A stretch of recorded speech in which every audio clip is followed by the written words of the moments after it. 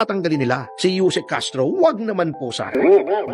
Mawawala yung isang source of entertainment natin. Sino bang pagtatawa natin? Wag naman, mawa naman kayo sa mga Pilipino. Utang na loob. Inuudyukan, hinihikayat ang taong bayan na iparinig natin ang ating tinig. Ipatrending natin ang hashtag Protect Claire at all costs. Sa gitna ng inihaing courtesy resignation ni Yusek Claire Castro, nanawagan si PDP Laban spokes attorney Ferdy Topacio na protektahan ang numero unong entertainment source ng bayan. Official statement ko pero pinadala ko sa media. Ito ay bukal sa aking puso at ako'y nananawagan ng masidhi sa Malacanang na wag po sanang tanggalin si Yusek Claire Castro. Sana siya lamang ang gawing tagapagsalita na pwedeng mag-brief sa media. Wala na sanang iba. Bakit? Hindi, kasi kita mo ha, itong pamahalang ito, masyadong seryoso kita mo ha, yung mga opisyal. Kahit sina Bersamin, sina Remulla, tuwing sila ay humaharap sa media, masyadong seryoso, nagagalit yung mga tao. Etong si Claire Castro, tuwing humaharap sa media, nagtatawanan tayo. Masaya tayo. Yan ang kailangan natin kasi kita nyo, bahang-baha na naman ng Maynila kahapon. Di ba? Umulan lang ng konti. Opo. Ang taas ng bilihin, ang taas ng self-rated poverty, nagkakabahabahagi ang mga Pilipino. Pro-impeachment, anti-impeachment, pro-Duterte, pro-Marcos. Ngunit, may isa pong pinagkakaisahan ang lahat ng Pilipino. Maging dilawan, pink, red, loyalista, DDS, makakaliwa, komunista, di ba? Masahista.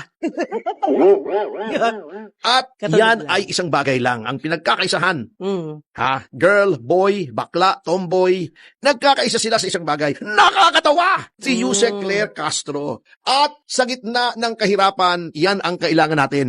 Yung pagtawa. Oh, yeah. Napakamasakasarili naman ng Malacanang kung tatanggalin nila si Yusek Castro, wag naman po sana. Mawawala yung isang source of entertainment natin. Sino bang pagtatawa natin? Wag naman, mawa naman kayo sa mga Pilipino. Utang na loob. Grabe ka, Tony, Kaya ako, aking inuudyukan, hinihikayat ang taong bayan na iparinig natin ang ating tinig. Ipatrending natin ang hashtag Protect Claire at all costs.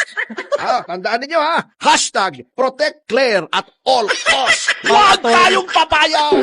Mag-rally tayo sa Plaza Miranda. Mag-candlelight vigil tayo sa harap ng Malacanang. Ibandera natin ang mga litrato ni Claire Castro. Lagay natin sa streamer at sabihin natin, huwag niyong alisin si Claire. We love Claire. We love Claire. Yan, maliwanag yan ha. Yan ay opisyal na aking tinitindigan ha. Yan ha, hashtag Protect Claire at all costs. Wala, baka may sumagot dyan sa'yo, attorney, ha? Sinasabi ko nga, Protect Claire nung masama. Ano ba yan? Saywar ba yan? Ay, hindi saywar yan. Yan ay talagang sincero yan. Sige Kita mo, na. katulad dito, inaprubahan na pala yung proposed budget na 6.7 trillion. Wow. Trillion. Siyempre, pag inaprubahan yan, at may mga tututol dyan, sinong magdedepensa niyang budget na yan? Ayan. Si Claire Castro! Pagka masyadong seryoso ang magdedepensa niyan, hindi na masarap panoorin. Ganon? Oo. Kasi ito ba ito ha? Itong budget pa lang ito ay mga 7, almost 8% na mas mataas sa 2025 budget na maraming insertion ha? Ayan. Tumaas pa. Ngayon, kung ibang tao yan, iba ang magbibriefing sa media, maboboard tayo. Sasabihin, Sir, bakit po 7% ang itinaas? Maglalabas siya ng chart, i-explain niya. Ganito, 1 billion dito, 3 billion dito, 100 million dito. Boring. Pag si Claire yan, sasabihin, bakit po tumaas ng 7%? Ba, hindi ko alam. Yan lang ang ating sinabi, tumaas. Kaya nyo, aalamin ko po at aking ibabalita sa inyo. Tapos na, hindi boring. Matatawa pa tayo. Di ba? Bago, after 2 days, lalabas siya. Ito po, ang paliwanag kung bakit ang budget ay 7% tumaas, ibibigay. Pagtingin natin, walang laman yung mga papel. Ay, di matatawa tayo. Ano naman tayo? Nakakalimutan natin yung paghihirap sa buhay. Halimbawa, ipapasi Boying ang magpapaliwanag, nakaganoon. Di ba? Nakasibangot. Medyo matigas.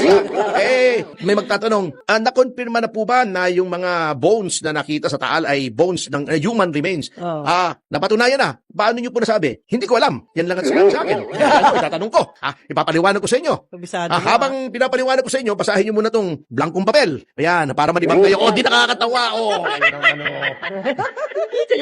Hindi kayo marunong eh. Oo nga. Kailangan Yung maging mga masaya. tao na nakakatulong sa inyo sa pamamagitan ng pagpapatawa sa amin, yung pag gusto nyo tanggalin, bakit nyo pinag-resign? Pag-resign ninyo na lahat, huwag lang si Claire. My God, I hate drugs.